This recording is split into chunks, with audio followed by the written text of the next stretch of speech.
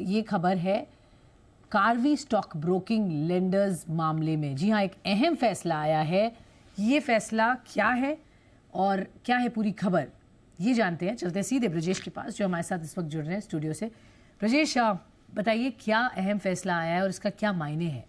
बिल्कुल, जो फैसला है वो सैट ने आज अपना अंतिम फैसला सुनाया है इस मामले में। और सैट ने ये कहा कि 2019 में जो लेंडर्स के शेयर ट्रांसफ़र, जो लेंडर्स के शेयर थे जिसे बाद में एनएसडीएल ने निवेशकों को लौटा दिया था, जहां पर कोई डिस्प्यूट नहीं मिला था, उन सारे शेयर्स को वापस बैंकों को और जो एनबीएफसी जिन्होंने कर्जे दिए थे कार्वी को इन शेयरों के गिरवी होने के बदले, उसको पूरा लौटाना पड़ेगा।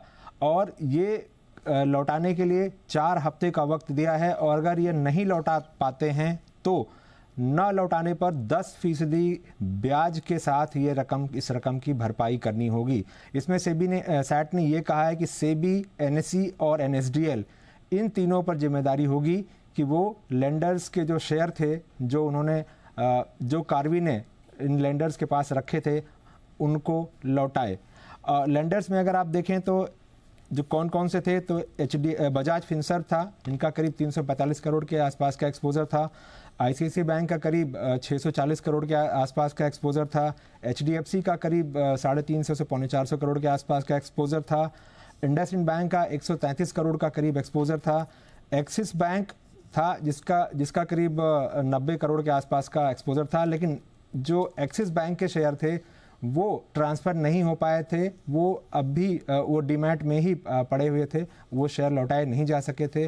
तो एक तरह से एक्सिस बैंक के लिए रिकवरी का एक यहाँ पर बेहतर चांस होगा, क्योंकि अब जो सैट ने कहा है कि शेयर लौटाए जाएं तो यहाँ लौटा पाने की स्थिति है। इसलिए एक्सिस बैंक का जो पैसा था यहाँ फंसा हुआ कार्वी मामले में, वो वापस मिल सकता है। साथ ही डीसीबी बैंक और कुछ छोटे छोटे बैंक थे, इनके भी करीब 100 करोड़ के एक्सपोजर थे। लेकिन चूंकि सेबी ने जब ये कदम उठाया था तब ये कहा गया था कि ये पूरा जो कदम है ये लार्जर पब्लिक गुड में लिया गया है, यानी जनहित को देखते हुए फैसला लिया गया था कि जहां कहीं कोई विवाद नहीं दिख रहा है वहां उन निवेशकों के पैसे डिपॉजिटरीज शेयर होल्डर्स को लौटा दें।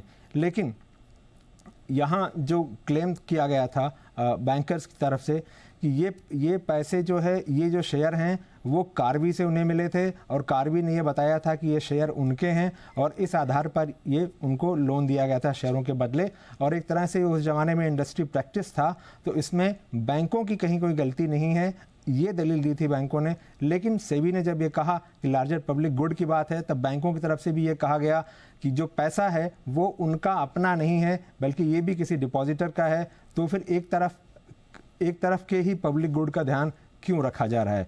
तो अब जो उम्मीद की जा रही है कि ये लड़ाई यहीं पे शायद खत्म नहीं होगी। संभवतः सेबी, एनएसडीएल और एनएसई मिलकर इस पूरे मामले को सुप्रीम कोर्ट तक ले जाएंगे।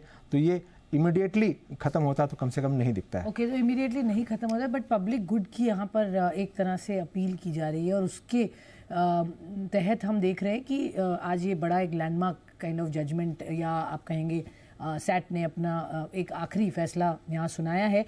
मैं आपसे जानना चाहूँगी पहले, अब जो आपने कहा नेक्स्ट ये आगे मामला बढ़ सकता है, सुप्रीम कोर्ट में जा सकता है, लेकिन ऑर्डर पर ये कब तक लागू करने का फैसला दिया गया है, और भरपाई ना हो पाए तो किस तरीके के स्टेप्स यहाँ ले सकती है?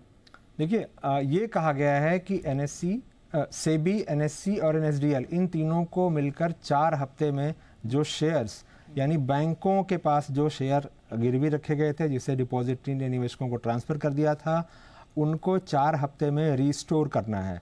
मतलब 4 हफ्ते का वक्त है। अगर ऐसा नहीं हो पाता है, 4 हफ्ते में रिस्टोर नहीं कर पाते हैं, तो 10% ब्याज के साथ, यानी जिस तारीख से ट्रांसफ़र हुआ है, तो ये दिसंबर 2019 की बात है, तो आप समझ लें कि करीब 4 साल का और 10% की दर से ब्याज जो है वो यहाँ उनको भरना पड़ेगा। अगर इस ऑर्डर पर बात यहीं तक रुक जाती है, तो अगर मामला सुप्रीम कोर्ट में जाता है तो आउटकम कुछ और होगा। बिल्कुल, तो ये तो एक ऑनगोइंग केस है, बट बहुत ही अहम फैसला आज एक तरह से यहाँ पर आता हुआ, और इसका क्या मायने हैं। बहुत बहुत शुक्रिया ब्रजेश, हमें समझाने के लिए, हमें बताने के लिए। ये दर्शकों के बारे की तरफ ये इम्पोर्टेंट अनाउंसमेंट है, जिस तरह से इसका क्या मायने होगा उनके लिए जो जब बैंक्स की अगर हम बात करें स्पेशली। तो ऑल राइट, तो ये है इस